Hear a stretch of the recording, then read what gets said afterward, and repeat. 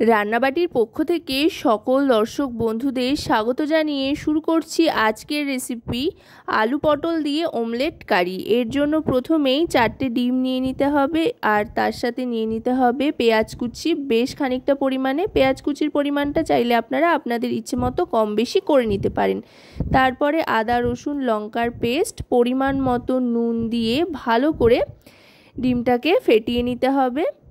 আপনারা যতগুলো বানাবেন অমলেট সেই অনুযায়ী কিন্তু ডিমের পরিমাণও চাইলে কম বেশি করে নিতে পারেন। তারপর মিশ্রণটা তৈরি করে নিয়ে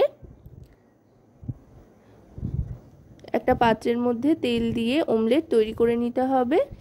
আমি এখানে 4টে ডিম আছে যেহেতু, তাই দুভাগে 2টো অমলেট তৈরি করে নিচ্ছি।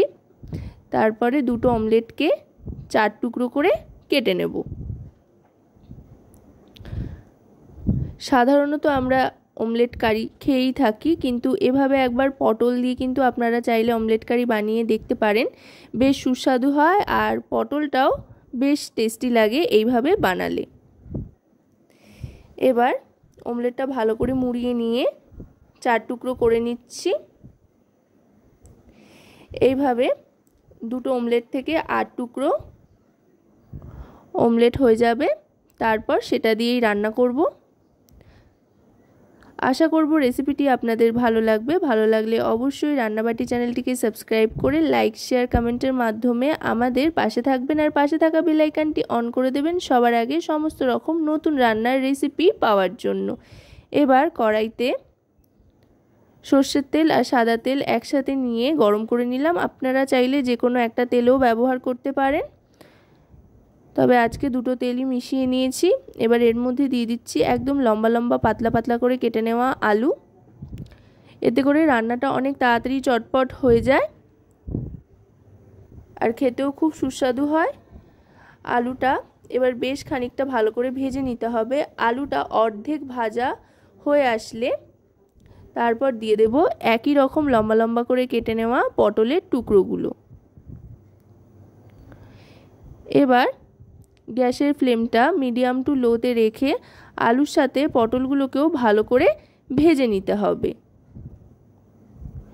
চটজলদি নতুন ধরনের কোনো রান্না ট্রাই করার ক্ষেত্রে কিন্তু আপনারা এই রেসিপিটা বাড়িতে বানিয়ে দেখতে পারেন। দেখবেন সকলে খুব তৃপ্তি করে খাচ্ছে। এবার দিয়ে দিচ্ছি এতে পেঁয়াজ কুচি। পেঁয়াজ কুচিটা দিয়ে বেশ খানিকক্ষণ ভালো করে ভেজে নেব। আলু পেঁয়াজ পটল সমস্তটা ভাজতে ভাজতেই গ্যাসের ফ্লেমটাকে একটু বাড়িয়ে দিচ্ছি। এবার এর মধ্যে দিয়ে দেব আদা রসুন আর লঙ্কার পেস্ট।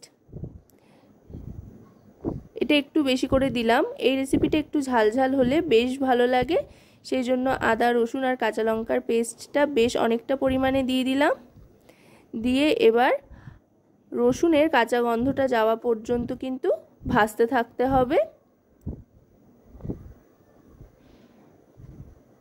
রসুনের কাঁচা গন্ধটা মোটামুটি চলে গিয়েছে। এবার এর মধ্যে দিয়ে দিচ্ছি টমেটো বাটা। এখানে একটা মাঝারি সাইজের টমেটো বেটে নেওয়া হয়েছে, সেটাই দিয়ে দিলাম। টমেটোটা দিয়ে আরও খানিকক্ষণ কষিয়ে নিতে হবে টমেটোর কাঁচা গন্ধটা চলে যাওয়া পর্যন্ত। টমেটোর কাঁচা গন্ধটা মোটামুটি চলে গেলে তারপরে এতে এক এক করে সমস্ত গুঁড়ো মশলা দিয়ে দিচ্ছি। প্রথমেই দিয়ে দিলাম হলুদ গুঁড়ো 1 টিস্পুন পরিমাণে। তারপর দিয়ে দিচ্ছি এতে রোস্টেড ধনে আর জিরে গুঁড়ো 1 টিস্পুন পরিমাণে, কাশ্মীরি রেড চিলি পাউডার আর পরিমাণ মতো নুন। যেহেতু কাঁচা লঙ্কা বাটা দিয়েছি তাই কাশ্মীরি রেড চিলি পাউডারের ব্যবহার করলাম, এতে খুব সুন্দর একটা রং আসবে। এবার গুঁড়ো মশলার সাথে ভালো করে আলু পটল পেঁয়াজ মিশিয়ে নিয়ে দিয়ে দিচ্ছি সামান্য জল। খুব বেশি জলের কিন্তু প্রয়োজন নেই, তার কারণ এই আলু পটল এগুলো খুবই সরু সরু করে কেটে নেওয়া হয়েছে, তাই সেদ্ধ হতে কিন্তু খুব একটা বেশি সময় লাগবে না। আর বেশি জল দিলে কিন্তু এগুলো গলে যাওয়ার একটা সম্ভাবনা থাকবে, সেই জন্য অল্প জল দিয়ে ভালো করে মিশিয়ে নিয়ে গ্যাসের ফ্লেমটা লোতে করে দিয়ে ঢাকনা চাপা দিয়ে দেব আলু পটল ভালো করে সেদ্ধ হওয়ার জন্য। ঢাকনা চাপা দিয়ে 2 থেকে 3 মিনিট মতো অপেক্ষা করতে হবে। 3 মিনিট বাদে ঢাকনাটা সরিয়ে নিলাম। দেখুন মশলা থেকে কিন্তু তেল ছাড়তে আরম্ভ করেছে আর দারুণ সুন্দর একটা ফ্লেভারও আসতে আরম্ভ করেছে। এবার গ্যাসের ফ্লেমটা লো টু মিডিয়ামে রেখে আরও 30 থেকে 40 সেকেন্ড মতো মশলা কষিয়ে নিয়ে এবার এর মধ্যে দিয়ে দিচ্ছি শাহি গরম মশলা গুঁড়ো। এটা কিন্তু অবশ্যই দেবেন, এতে করে খুব সুন্দর একটা টেস্ট আসবে। আর শাহি গরম মশলার গুঁড়ো কিন্তু বেশি দেওয়ার প্রয়োজন নেই, হাফ টিস্পুন দিলেই যথেষ্ট। হাফ টিস্পুন শাহি গরম মশলার গুঁড়ো দেওয়ার পর ভালো করে মিশিয়ে নিয়ে মশলাটাকে দিয়ে দিচ্ছি পরিমাণ মতো জল। অবশ্যই কিন্তু ঈষৎ উষ্ণ গরম জল ব্যবহার করতে হবে, তাতে করে খুব সুন্দর একটা টেস্ট আসবে, কোনো রকম পানসা ভাব থাকার চান্স থাকবে না। তারপরে গ্রেভিটা ফুটে উঠলে একে একে ডিমের অমলেটের টুকরোগুলো দিয়ে দিতে হবে। ডিমের অমলেটের টুকরোগুলো দিয়ে একটু ফুটিয়ে নিতে হবে। অমলেটের মধ্যে গ্রেভিটা একটু ইনসিস্ট করা অবধি অপেক্ষা করতে হবে। এই সময় খুব বেশি নাড়াচাড়া করার প্রয়োজন নেই।